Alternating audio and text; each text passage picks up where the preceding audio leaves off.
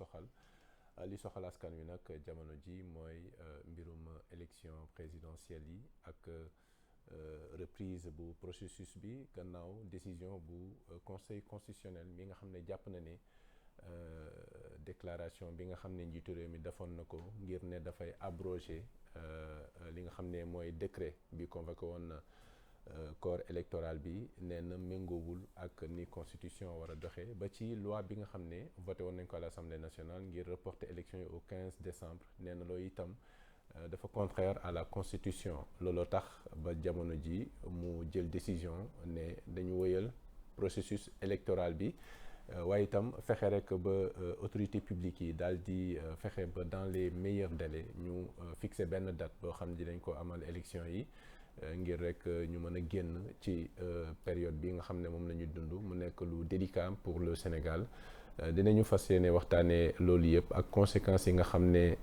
situation bi am na ko sur le plan économique sur le plan politique ak sur d'autres aspects yoo xam ne fas nañu yéene faram-fàccee ko ci jotaay bi nga xam ne dañ ci am mbégte dalal fii Cheikh Oumar Sy di ancien parlementaire nekk coordonnateur bu Alliance pour des valeurs éthiques et citoyennes avec liggéeykat yi Cheikh Oumar ñu ngi am mbégte di la dalal Sénégal. merci beaucoup maa ngi leen di remercier aussi invitation bi tamit.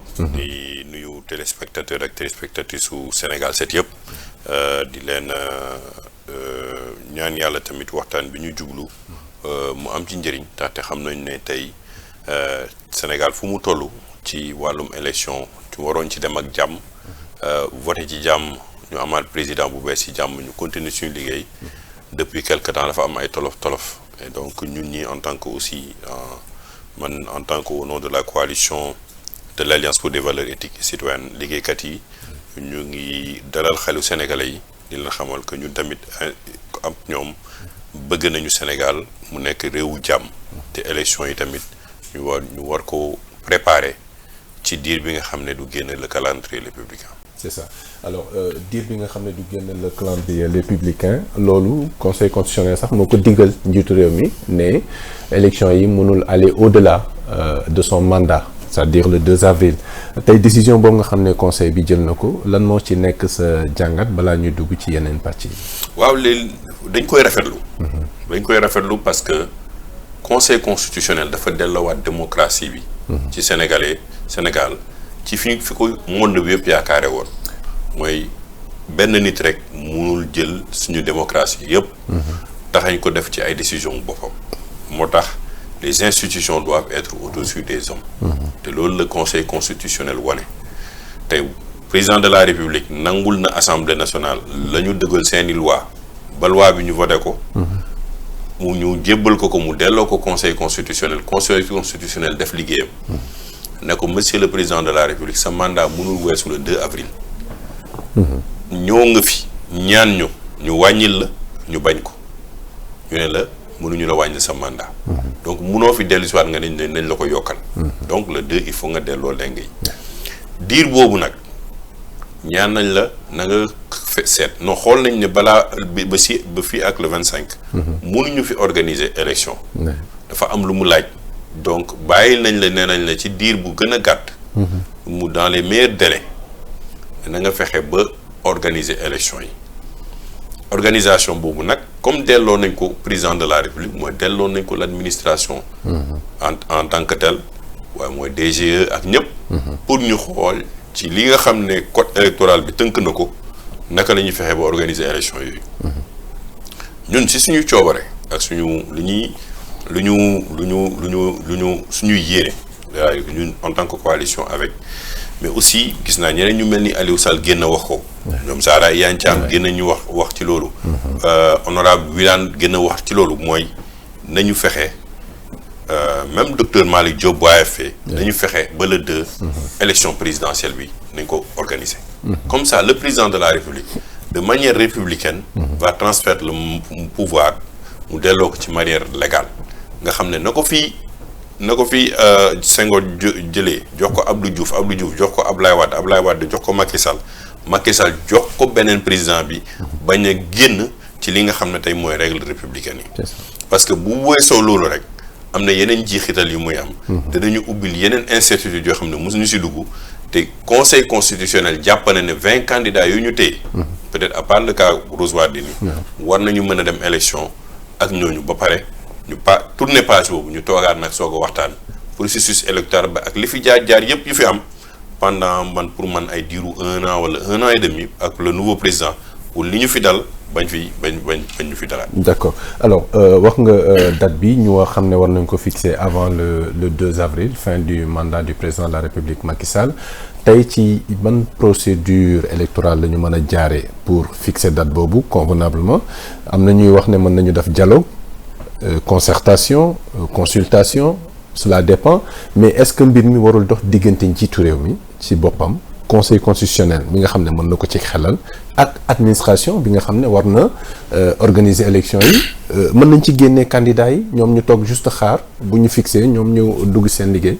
non xam nga tey ñi nga cité ce sont les acteurs clés mais man foog naa ne candidats yi tamit ce sont les acteurs clés parce que candidats yi ñu retenir déggoo ci kenn ku ci waxu report ñoom ñëpp dañ ne il faut qu'on retienne ñu dem élection donc président na mu toogee woon te man foog naa ne ba muy reporter il fallait que mu waxtaan ak candidats yi ñu retenir parce que ñoom ñooy priorité donc tey bu waree ubbi concertation c'est entre le conseil constitutionnel li ko war a xelal l'administration territoriale li ko war a jàppaleen matériellement waxu lu am li mën a ne parce que imprimé woon nañu ay bulletins ba commencer mettre le matériel en place yooyu yëpp mais aussi avec les candidats pour que bu ñu retenir bés bi mu bañ leen bett ñu mën a préparer seen bopp parce que ñii lebu nañu xaalis ñii préparé woon nañu seen i t-shirt préparé woon nañu seen matériel yooyu yëpp président de la république war a mën a toog ak ñoom tënk date parce que dégg nañ ko la société civile COSC jàmmi réew mi avec Babacar Gueye def nañ fi benn ak ñoom Moundiaye Cissé def nañ fi benn proposition entre le 3 et le 10 mars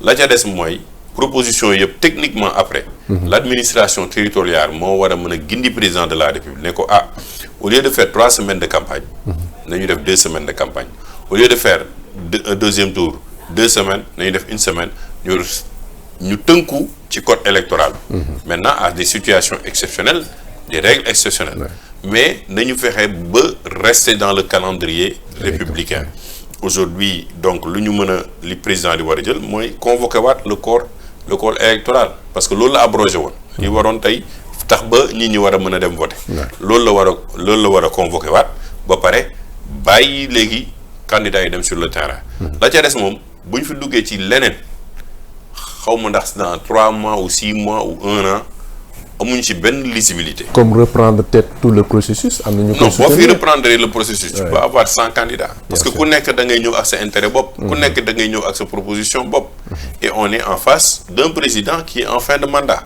levier yu mu amoon au début bu ko defoon amatu ko en tant que situation bi mu nekk fii ak délai yu mu am pour jël décision. munoo fi dugg ci benn dialogue ouvert c'est pas possible. dañuy accepter ne ay erreurs am na. dañuy accepter des situations exceptionnelles am na dañuy accepter tamit ne am nañu dugal président de la république ci erreur bi nga xam ne moo doon indi ñu repousser élection yi donc il faut aussi loolu ñu mën ko teg ci suuf pour l'intérêt général de la nation ñu dem élection ku gagné yëpp lenn moo ci am solo mooy il reste dans le cadre républicain il reste dans le cadre de la constitution il est enfermé et moom ci boppam suba bu bëggee def dara dañ koy rappeler que lii nii am na ku la ko bëggoon ku fi bëggoon def mais jot ko fi def. C'est ça. Mais si leneen loo fi def rek da nga ubbi benn jurisprudence boo xam ne c'est on va vers l'incertitude parce que nag ngay def ak recalé yi bu ñu la nee ñoom dañuy dugaat tu seras presque à une 50aine ou à une 60aine de candidats. ban diir la nga commencé dugg ñu ngi loolu mais aspect boobu tamit la ci am aussi lañ ci war a mën a bàyyi xel. ci Sénégalais yi ñu ngi koy dund léegi nii actuellement. mooy les impacts économiques parce que décision bi ñu jël di dem élection depuis plus d'1 an bailleurs de fonds yi téye nañ seen loxo di seetaan kan mooy nekk président bii di ñëw bu ñu demee ba président décidé waat ne moom day repousser élection yi bailleurs de fonds yi dañuy gën a dellu ginnaaw gis nañ fi pression France Union européenne États-Unis ñëpp teg nañu France ba ci CEDEAO say bailleurs yëpp teg la pression ba pare téye seen xaalis ne la tant que organiser woo élection du ñu dugal ci dara ci réew mi bu ko defee ñun ñu ngi calculer l'aspect démocratie processus électoral mais sénégalais ba nekk ci suuf mu ngi dund ay conséquences économiques yu jafe sur tous les plans mais am na fi ay activités yu bëri yu fi naroon am Sénégal dañ leen éliminer yoo xam ne programmé woon nañ ko ba pare am na ay touristes yoo xam ne waroon nañ fi ñëwatuñu parce que toutes les ambassades actuellement sur le cas du Sénégal dañuy def ay notes négatives ne la bul dem Sénégal situation bi c'est pas stable loolu am na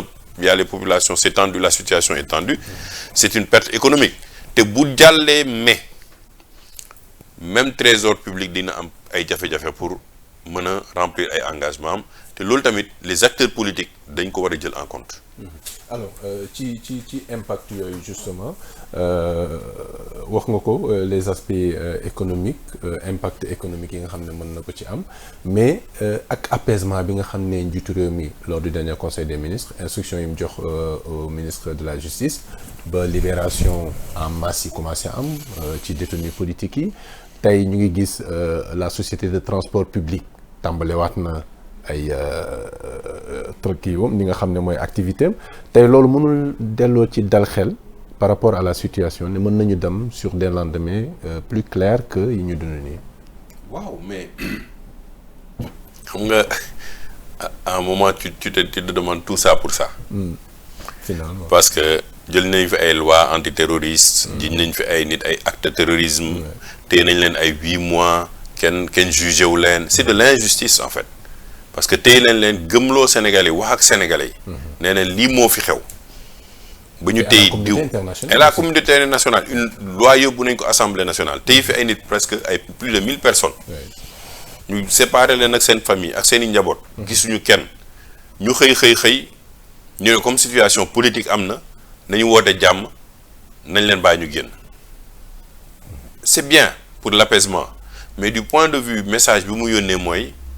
La justice est sous la tutelle de l'exécutif parce que à chaque fois bu ñuy wax ak exécutif bi dañ leen ne non ça justice bi la mais ban ressentiment lay juge yi am ban ressentiment lay magistrat yi am par rapport ak situation bi am bi nga xam ne tey teewul nañ leen ay famille téye ay xale téye ay ñeneen ñoo xam ne peut-être la ñu seen engagement politique sur le terrain moo leen fa yóbbu ñu teg leen dans des conditions difficiles jugé ñu leen wax ñu leen ñii perte nañu seen liggéey ñii seen famille tas na nga ñëw xëy benn jour rek parce que ñeneen la il faut ñu apaiser l'espace public politique rek nga bàyyi leen ñu génn c'est bien on le salue mais ça aussi démontre que notre justice a une certaine faiblesse encore vis-à-vis de l'exécutif. Mais situation bi jaru ko aussi. Non dama ne c'est bien. Pour apaiser. Mais image yi ñu gis bay nit ñi di génn ak lu ñuy wax ak lu ñu dund. da ngay ne mais est-ce que lii jaroon na ko parce que tamit justice dafa toog ci lu juste moo tax ñu ne justice. booy téye ay nit téye ko ci ay loo xam ne mais xoolal l'enfant là qui faisait seconde. ñu téye ko loolu tamit c'est tout ça ce sont des cas yoo xam ne tey. mën na mais jar na ko parce que lu war a mën a calmer situation yëpp. war nañ cee mën a dem. mais la justice aussi il faut pas l'affaiblir. il faut pas aussi affaiblir les forces de défense et sécurité moo tax les acteurs politiques ba ñuy xeex seeni xeex. nañ ko xeex ci wàllu débat nañ ko xeex ci wàllu ambition pour dëkk bi mais mu mën a nekk benn affrontement bu metti ba nga xam ne ñenn ñi day jël les outils de l'État contre l'opposition pour mën leen casser moo indi li ñuy dund tey la fracture sociale bi nga xam ne gis nañ ko la fracture politique li nga xam ne tey nit ñi dem nañu ba yow boo bokkee bii camp lu nekk lañ lay tam boo bokkee bële camp ñu tam la lu ne alors que egg wuñu fa woon avant donc il faut que l'on revienne à l'orthodoxie il faut que aujourd'hui la justice joue son rôle et que l'exécutif ne les utilise pas comme faire valoir pour des actes yoo xam ne tey pour ñu bu ñu ko gisee ñëpp a koy déplorer.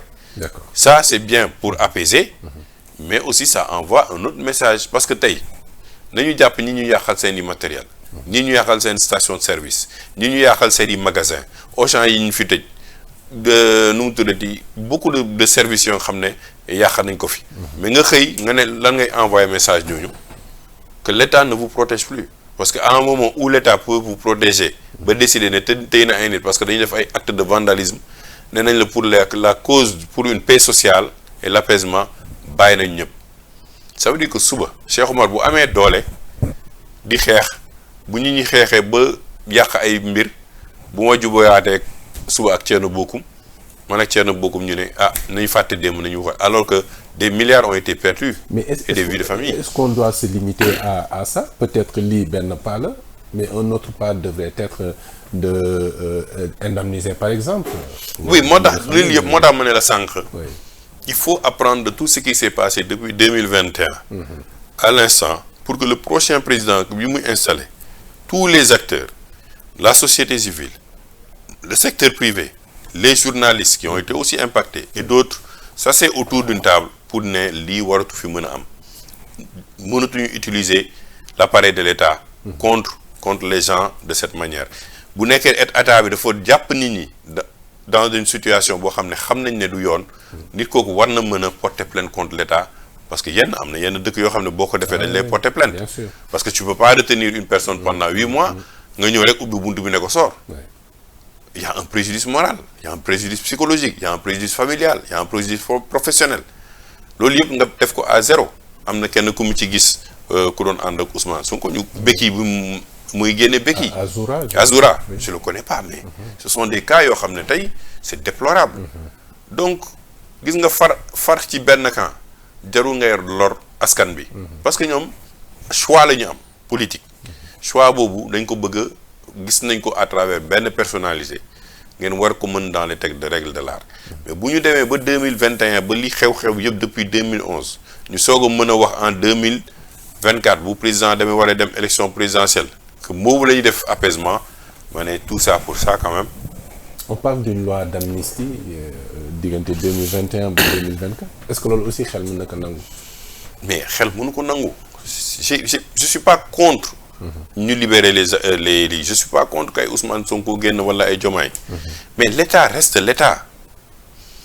Tu prends des fonctionnaires de l'État, tu leur fais un travail, force de défense et sécurité, administration publique, les avocats, les magistrats, ils ont fait tout un lot de travail parce que yow yaa engagé loolu ak ñoom ñu xëy ñu dégg na ñoom li ñu def yëpp mu ngi waaj a nekk zéro parce que nee nañu léegi pour ñu am jàmm il faut ñu jël benn loi d'amnistie mais toutes les conséquences qui ont eu entre li ma la wax mooy toutes les pertes économiques toutes les cassures sociales toutes les fractures familiales léegi ñu bëgg ko perte à profit suba ma ñëw man tamit nekk président ma def la même chose mu ne après contre un opposant après ma ne damay jël loi d'amnistie même la loi d'amnistie là il faut l'encadrer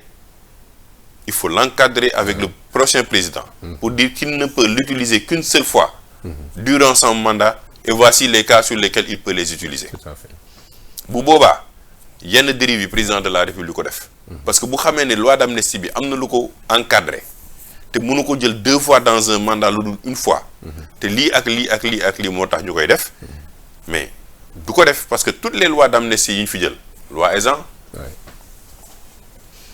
loi bi passé c'est à chaque fois ça ne concerne que des politiques avec des conséquences yoo xam ne amoon na avant ñu xëy ne sénégalais yi bon juboo nañu finalement bon Khalifa Karim nañ leen gérer ñu defal leen benn loi d'amnistie on oublie tout ça fii la ñu wax Karim il a amené nos 138 milliards anamu maintenant c'est zéro fii lañ ko wax engagé ay avocats fay fii dem fii def fi ay enquêtes ñu ne léegi loolu par terre amul lu ñu fi waxul ci deru Khalifa Sall ñu xëy nañu loolu tamit ci suuf donc il faut de la sérénité il faut aussi qu'on encadre certaines choses pour que les politiciens ne prennent pas ces brèches-là ñu utiliser ko contre des opposants. D'accord, ça engage la responsabilité aussi du pouvoir judiciaire qui est un pouvoir entier pour en revenir un peu ci processus électoral bi ak li ñu mën a yóbbu ci élection yu libre transparente et démocratique wax nga tout à l'heure des erreurs yoo xam ne jot nañ ko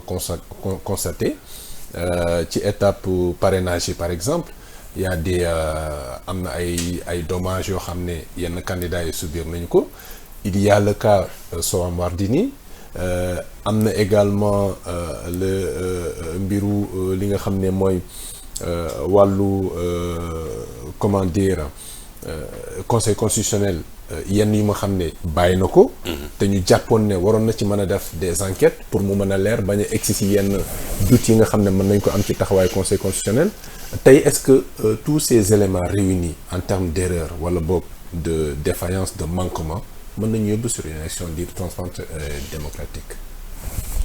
Conseil constitutionnel lu ko tënk. Sans oublier les accusations contre votre candidat. Oui mais bu ma xëyee. Oui. ne yow sàcc nga. ana preuve yi ma dem police ma accusé kenn sàcc la. bu mu ko accusé police lan la may njëkk laaj. des preuves. des preuves wala damay ne police jàpp leen ko ba pare. jusqu'à l'heure où on parle on n'a rien. PDS du benn audio du benn papier. du rien loo xam ne teg nañ ko ci table bi lu waroon a tax ñu arrêté processus électoral bi. ça fait presque 3 semaines. qu'on a accusé des juges, qu'on a accusé un premier ministre. La commission parlementaire est morte de sa belle mort. Jusqu'à l'heure où je parle tey benn pepp kii génnul benn lu dul nee ne dañ leen accusé bu nekkee ci dëkk bi accusé wax ne diwul di la def moo tax ñu war a arrêté rek kon dëkk bi du dox. mais la responsabilité du président de la République mi nga xam ne ci loolu la sukkandiku justement ne crise institutionnelle dafa am alors que finalement amul si li ñu constaté. mais elle est engagée parce que loolu moo ko indil tolof yi. est-ce que c'est pas trop léger en tant que non, président de la République? man wax naa ko ma ne sorti boobu président de la République man gëm naa ne dañ ko fa pousse dañ ko fa yóbbu. parce que xam naa ne président bi ma xam waru woon dugg ci brèche boo xam ne il ne peut pas étayer parce que ñoom nee nañu crise Abdou Mbow demal la feneen beneen chaîne ne la crise amul. Après nous ça tend vers la crise. Finalement il y a crise ou il y a pas crise ou ça tend vers la crise. Mais ña nga accusé. ne ñoom ay corrompu lañu. du ci ñoom le président de la République delloo loi bi. Justement. fu ñu saytu ko. Et c'est que les gens oublient. Même les deux là ñu accusé bu ñu leen recusé woon. 5 yi mën nañu jël décision. Bien sûr. Donc ça n'a pas d'impact.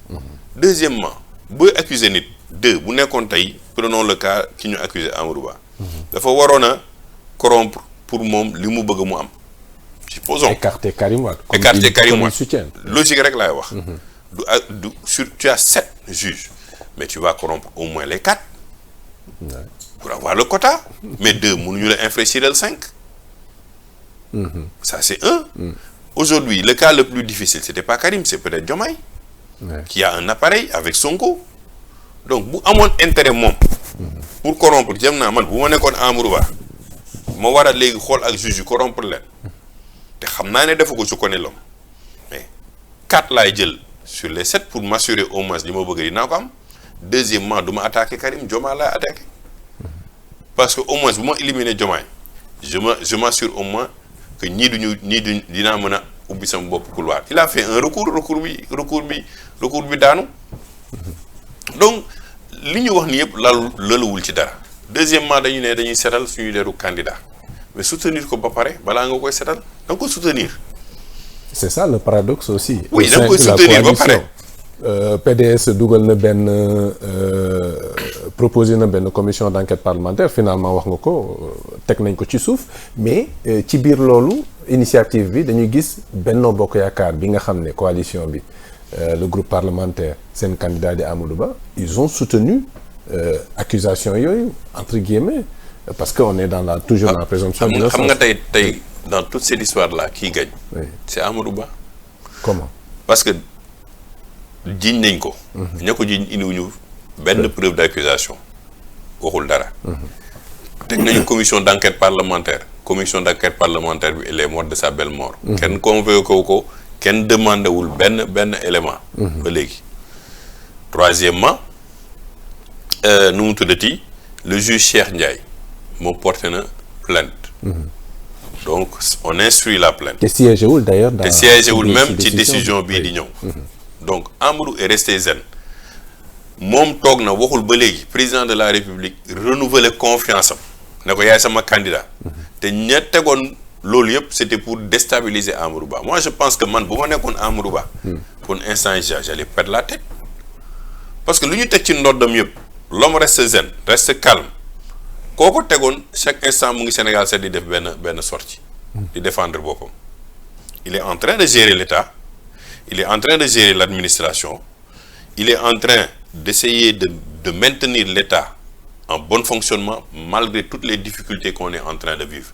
Loolu lan la lay wante nit ki c'est un manager c'est un homme d'État parce que li ñu fàtte Amadou Ba il a fait tous les échelons administratifs de l'État tout c'est-à-dire chef de service ba premier ministre dem inspecteur des domaines jaar fa ministre de l'économie affaires étrangères te fenn déggoo fa coow ba mu egg tey station ministre bi lii yëpp dal ci kawam di màbb ci kawam mu ne teg lan lay wax ci wolof dañu ne boo neewee teg wala yoon peut-être que tekk boobu moo koy woon yoon parce que ñiy agité ba léegi ñoom rek ñooy wax ñooy tulli ñooy mbalax ñooy wax ñooy yuuxu ñooy weddi seen bopp et je suis sûr et certain à la fin de la journée que moom deram dina ci set mais ñii ñu ngi gën a dugal seen bopp problème parce que ñii di coow report démb c'était les mêmes opposants yi fi toogoon di nekk il faut que le président de la République respecte l'institution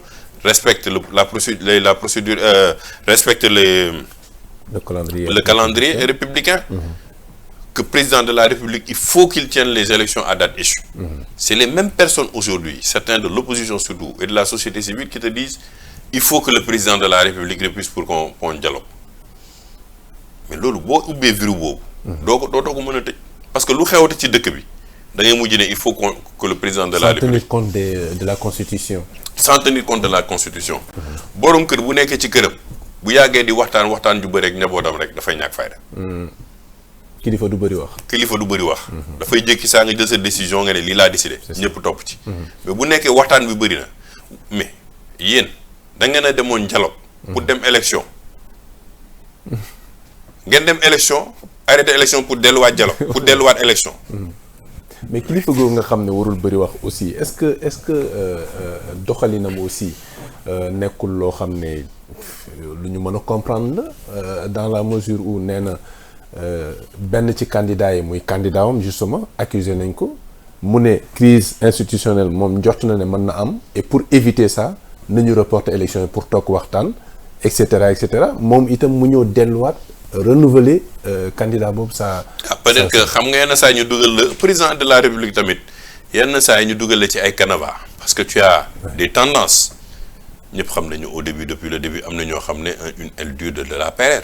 Donc il y a une tendance forcément yu ko gëmloo wala yu ko wax yoo xam ne tey ça s'est avéré totalement faux. Mais jusqu'à jouer de la stabilité du pays moom laa lay wax jusqu'à jouer de la stabilité du pays aujourd'hui force est de constater que le président de la République s'est rendu compte que tey man sama doole mënul weesu li conseil constitutionnel wax mooy naa organiser élection yi joxe lenge yi heureusement qu'il l'a su mais bu toppoon ñi ko wax loolu ñi ko dugal ci canevas boobu mais instant bi on entre dans une incertitude et une instabilité parce que man gëmuma ne tey war nañoo dem ba président de la République démissionner joxe lenge yi président assemblée nationale wala ñu jox wala ñaanuñu ko yàlla armée bi dugg ci il faut qu'il reste républicain il faut que nous qu'on assume qu'on a tous participé à ces erreurs-là lui en premier parce que moom mooy suñu njiit ñun tamit am nañ ci suñu part de responsabilité parce que ku bokk ci processus ba nangu ba dugg ci am nga ci part de responsabilité ñu bàyyi ko mu delloo la ngay ci jàmm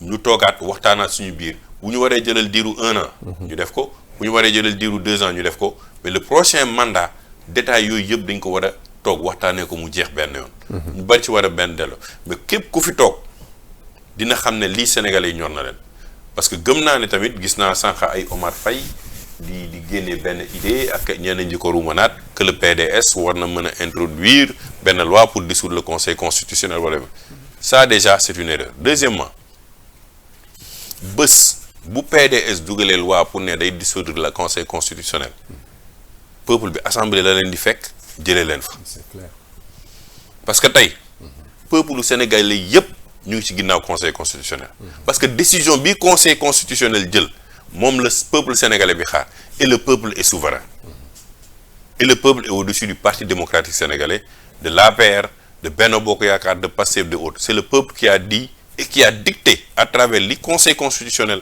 wax ñoom seeni vœu parce que dañ ko wax rek dëkk bi ne teg ne selaw ñi ni ne am afia suba bu nekkee dañu bëgg a poser benn acte un seul acte contre le conseil constitutionnel man Cheikh Omar bokk naa ci ñi nga xam ne ñooy njëkk a xeex acte boobu parce que je pense que aujourd'hui li conseil constitutionnel def moom moo préserver les acquis démocratiques de notre pays. C'est ça. Attitude PDS, on se rappelle de 2011 avec le vote du ticket présidentiel. Tey jii également ñu introduire benn projet de loi pour report. Heureusement conseil constitutionnel daal dina invalider loolu yëpp. Ñoom finalement est-ce que mënuñu jàpp ne peut-être ñoom ñooy ñëw souvent bëgg xañ Sénégalais yi jàmm parce que certains le croient. Yow sa position vis-à-vis de lan la. waaw mais man bon c'est moi j'ai jamais milité au PDS. oui man bés bu ñàkk laa commencé politique. si nga nekk woon député. si laa nekkoon député. te lan moom mi woon ma nekk politique parce que dama doon xeex le 3e mandat du président Abdoulaye Wade. dans la société civile. dans la société non en tant que même bés bu ñàkk. parce que 23 juin ak bés bu ñàkk sëñ Mansour. bon maa ngi nekkoon buntu assemblée nationale. et avec OSIDEA c'était non OSIDEA c'est bien après. OSIDEA c'est à partir de 2017 laa ko teg. d'accord mais man bañ may xam ma dugg ci politique. c'est bésu ñàkk ma ànd ak sëñ Mansour Sy Djamil buntu assemblée nationale le 23 juin. ok lan la woon c'était pour combattre le ticket. c'est pour combattre le quart bloquant. PDS gis na ñun juddu nañ fi gis PDS. le cas maître Babacar Seye. avec le conseil constitutionnel donc le PDS a une histoire au Sénégal donc. ñoom positive négative en même temps. mitigé mais plus négative loolu laay wax. ok même si j'admire Ablaye Wade parce que son courage. était Ablaye Wade a une posture leen naa leen c'est inchangé et qui ne va jamais changer c'est un libéral. dans le cœur et un libéral dans l'âme et il croit à ça. loolu laa ko naw maintenant il y a des actes yoo xam ne musuñu ci ànd ak PDS y compris acte bi ñu teg récemment. sur un communiqué qui n'a pas été signé par le secrétariat exécutif. Ils ont complètement chamboulé le calendrier électoral. te ki tax ñu def ko sax tegul tànk ba léegi Sénégal. Karim Wade. dafa mel ni dafa yore benn télécommande rek yaakaar ne Sénégalais ay marionnettes lañ non damay pousse élection yi man dañ ma gaañ noo gaañ ñu ma mais Karim na jël valisam. et le président de la République. na jël valisam sax dem ba aéroport ñu dàq ko. mu ne jéem na dem Sénégal ñu bañ. Je ne sais pas qu'est-ce que le président de la République a discuté avec Karim Wade, mais c'est quand même pas sérieux pour un État comme le Sénégal qu'on soit pris en otage dans ce jeu-là. C'est l'avenir de nos enfants. C'est l'avenir du marailleur, du pêcheur, de l'éleveur. Il y a beaucoup de choses qui sont engagées économiquement. Mais yow mënoo toog Qatar nga toog ak président di ne non nañ ko defee nii après temps doxul ñu ne tension bi dañ koy wàññi nañu libérer ay prisonniers non finalement nañ dugg ci dialogue non nañu finalement mais même au niveau international les gens vont pas nous prendre au sérieux. mais c'est le peuple sénégalais qui va commencer moom mooy njëkk a bañ. non moo bañ parce que ils ne prennent même plus les politiques au sérieux. parce que tey li ñu tax ñu ne un politique et un politicien. C'est pour la gestion de la cité et quand on parle de la gestion de la cité c'est la gestion du bien commun.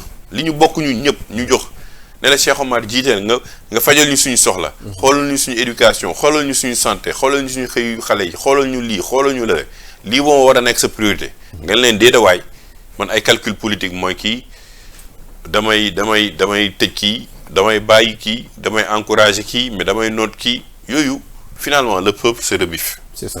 te nag il faut toujours faire confiance au peuple sénégalais. Ils sont très lucides. Très matures. Et très mature fi nga leen foogee ne yaa ngi leen di nax yaa ngi nax sa bopp parce que da nga xëy ñu sanctionner la sanction bu metti nga soo booy yeew fekk ñoom bàyyi nañ la fa. On parle de démocratie mais boo xoolee dans les actes c'est le peuple sénégalais qui exerce en vérité cette démocratie-là.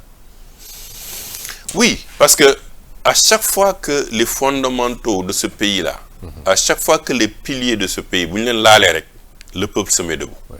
te yàgg na. li ma lay wax ni ay indépendance mais l'intelligence du génie sénégalais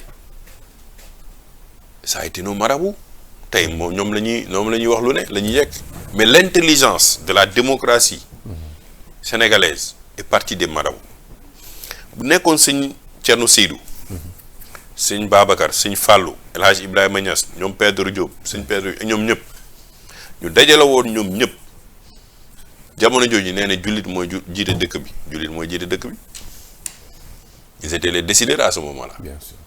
Au lendemain des indépendances. Mais qui ils ont choisi qui? Senghor au détriment de Lamine Gueye qui était un musulman. C'est pourquoi? C'est pour créer la cohésion sociale et l'équilibre dans la société.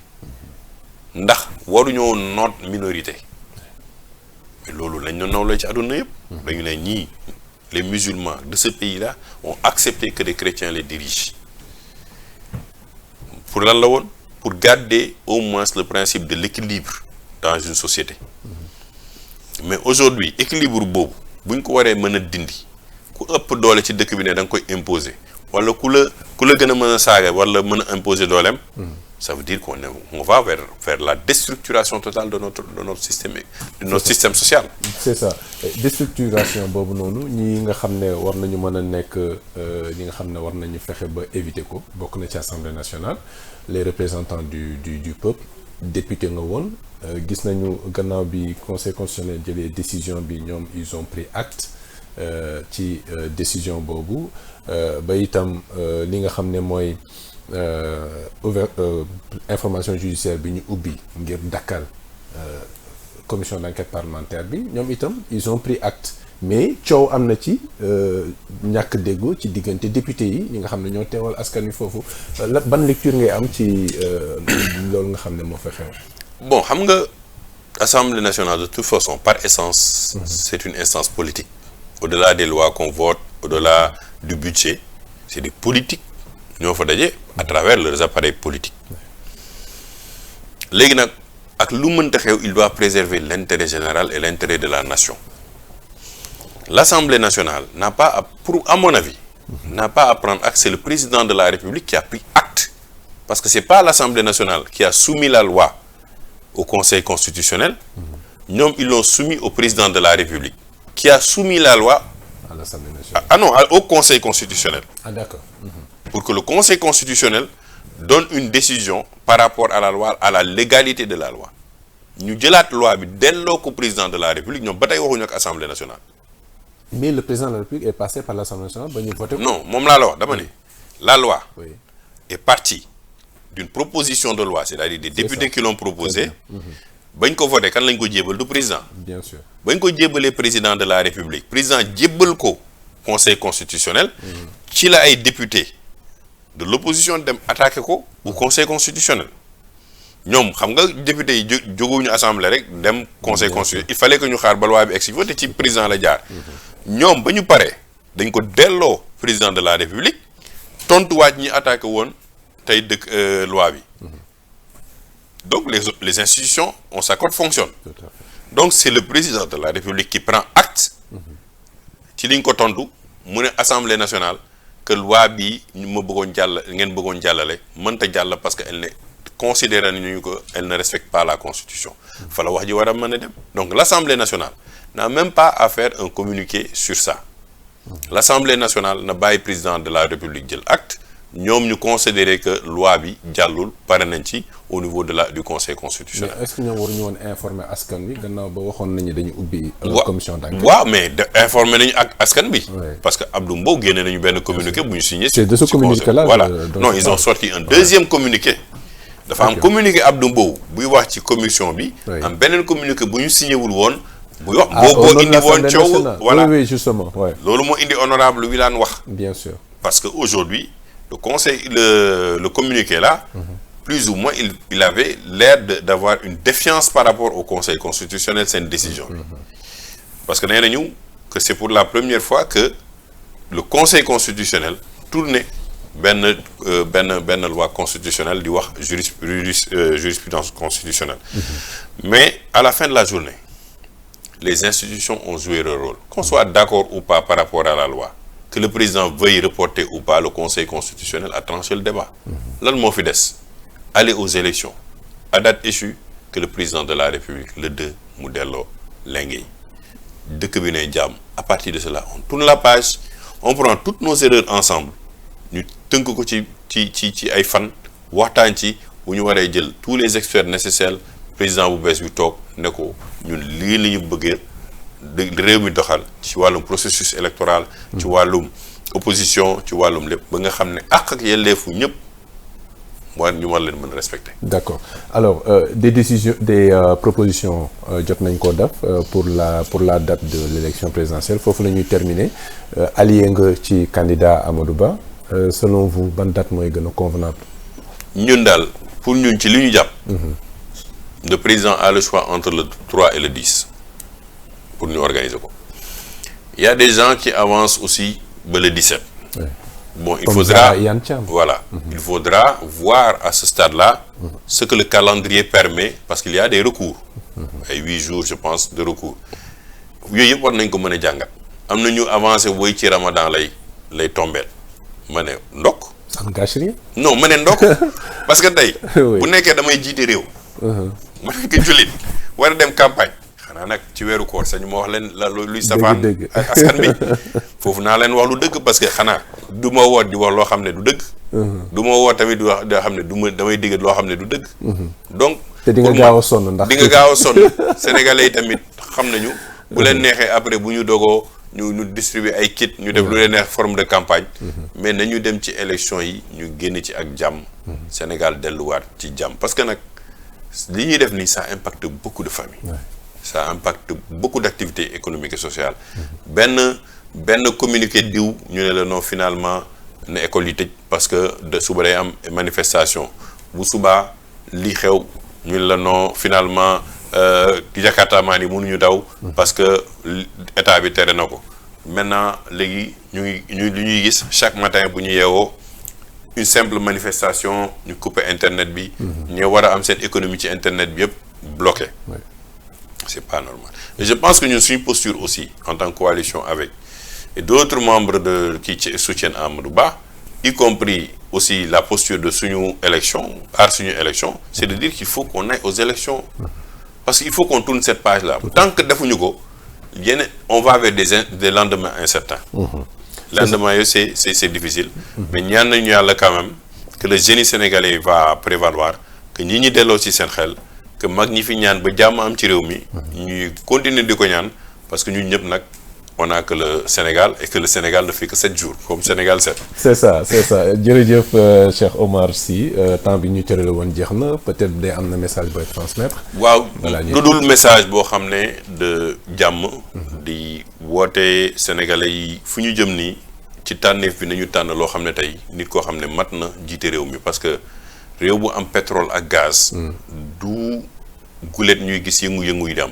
mënul yem rek ci ay processus électoral am na ñeneen ñu ne ci ginnaaw am ay intérêt mën nañu bokk ci lii di yënga réew mi. moo tax nañu ñëpp nañu dellu suñu réew. ñu gën a gëm yàlla. gën a gëm ne tey bu ñu mànkoo nekk benn quelle que soit nos divergences politiques fi ñu bokk ak couleurs yi lenn rek moo war a nekk suñu intérêt la sauvegarde de notre patrie la sauvegarde de notre patrimoine la sauvegarde de notre pays. ba nga xam ne tey. ñun ñii ñëpp ñu nekkaat ci jàmm ñi ñu mën a dox seen soxla. jërëjëf Cheikh Omar Sy ñu ngi koy jaajëfal bu baax ancien parlementaire nekk coordonnateur bu Alliance pour les valeurs éthiques et citoyennes avec liggéeykat yi nekk allié bu candidat Amadou Ba candidat de la coalition Benno Bokk Yaakaar amoon nañu mbégte bu baax dalal ko ci jotaay bi di leen jaajëfal mbokk yi.